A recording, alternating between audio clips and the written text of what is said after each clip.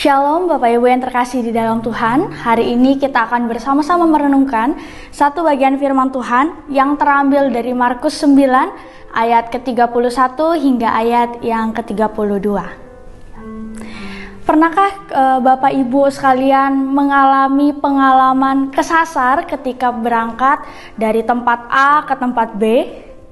Ya tentu ketika kita nyasar atau misalnya kita salah arah, itu sangat membuat kita membuang-buang waktu, belum lagi tenaga kita dan juga hal-hal yang lain.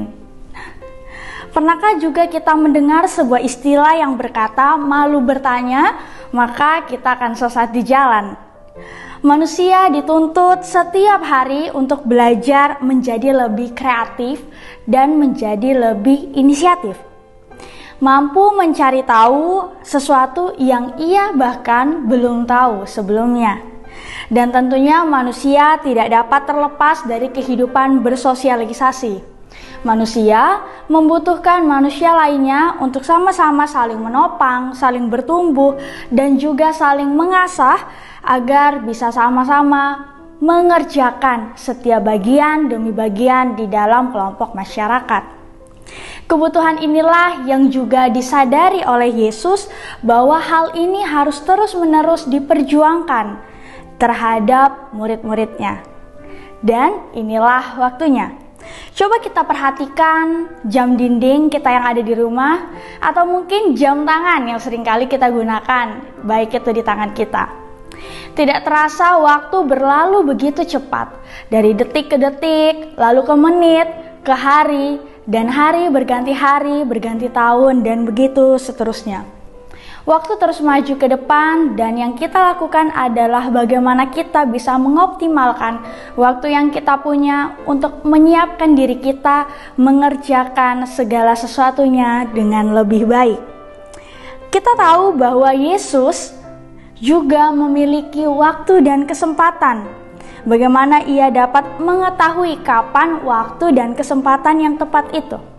Waktu untuk menyembuhkan, waktu untuk mengajar, waktu untuk menegur, waktu untuk pergi sendiri, waktu untuk menghadiri jamuan pesta, dan lain sebagainya. Sang Bapa memberitahu kapan waktunya untuk meninggal. Yesus memberitahu murid-muridnya bahwa perjalanan penginjilan mereka akan segera selesai.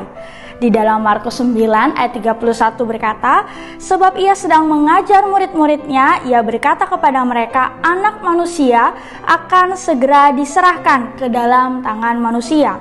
Dan mereka akan membunuh dia, dan 3 hari sesudah ia dibunuh, dia akan bangkit. Kebersamaan Yesus dan para murid adalah masa pengamatan yang cukup bagi Yesus untuk mempelajari setiap karakter dari para murid-muridnya. Yang salah satu kelemahan mereka ialah mereka lambat untuk memahami. Kita bisa lihat di ayat yang ke-32. Yesus harus berfokus pada salib yang harus ia pikul, namun Yesus juga tidak melupakan bahwa ia harus juga fokus mengajar para muridnya. Ketika ia memiliki waktu bersama dengan para muridnya, Yesus menggunakan waktu dan kesempatan ini untuk mengajarkan kebenaran kepada mereka bahwa Mesias itu harus menderita, tetapi akan bangkit pada hari yang ketiga. Dan inilah yang menjadi kerinduan Tuhan yang selalu mengajarkan kebenaran kepada para muridnya. Dalam kitab Markus yang hari ini kita baca juga mencatat bahwa ketika Yesus memberitahukan pemberitahuan hal ini yang kedua kalinya tentang penderitaan yang harus dialami oleh Mesias, para murid sama sekali tidak mengerti, sama sekali tidak paham tentang apa yang dimaksud oleh Yesus. Atau mungkin mereka terlihat enggan untuk bertanya secara langsung kepada Yesus.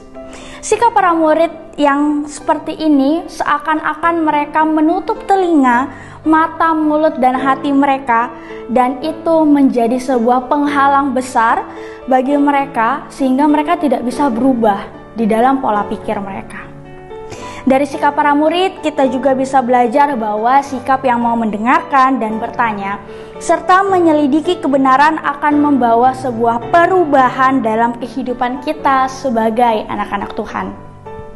Lantas bagaimana dengan setiap kita? Bapak Ibu yang terkasih yang dalam Tuhan, ini adalah waktu bagi kita untuk berhenti gentar. Ini adalah waktu bagi kita untuk menyiapkan diri kita melalui sabdanya, melalui baptisan, dan juga melalui perjamuan kudus. Yesus datang kepada setiap kita secara pribadi, sama seperti sebelumnya. Mari kita menyiapkan diri kita memasuki masa Prapaskah agar kita dapat menghayati betapa besar kasih dan pengorbanannya di dalam kehidupan kita. Selamat menikmati dan juga merenungkan karya Tuhan di dalam hidup kita. Tuhan Yesus memberkati.